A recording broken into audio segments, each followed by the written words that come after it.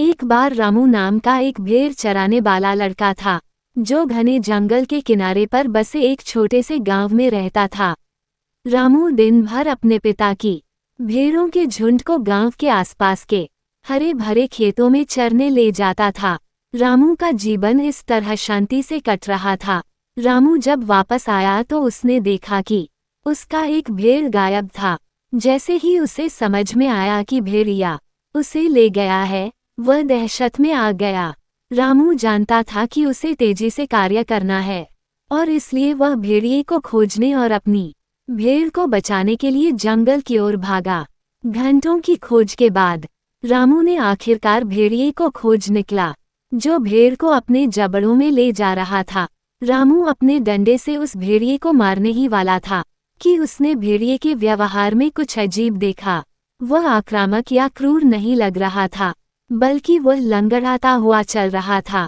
जैसे ही रामू पास आया, उसने देखा कि भेड़िया घायल है और केवल खुद की भूख मिटाने की कोशिश कर रहा है। रामू का दिल नर्म हो गया और उसने भेड़िए को नुकसान पहुंचाने के बजाय उसकी मदद करने का फैसला किया।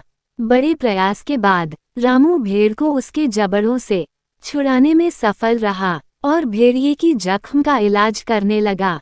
भेड़िए के ठीक हो जाने के बाद रामू ने उसे वापस जंगल में छोड़ दिया और उस दिन से वह और भेड़िया अप्रत्याशित दोस्त बन गए।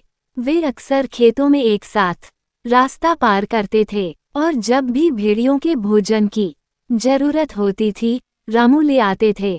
साल बीतते गए और रामू का भेड़ों के झुंड बड़ा होता गया।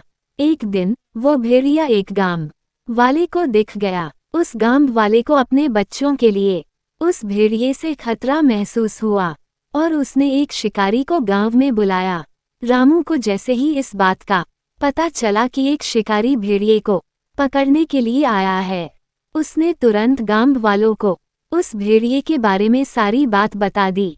रामू ने कहा कि वह भेड़िया किसी को कोई नुकसान नहीं पहुंचाएगा, क्योंकि वे दोनों सालों से दोस्त हैं। गांव वाले रामू की बात मान गए और शिकारी को खाली हाथ वापस जाना पड़ा। इस तरह रामू ने अपने दोस्त की जान बचा ली।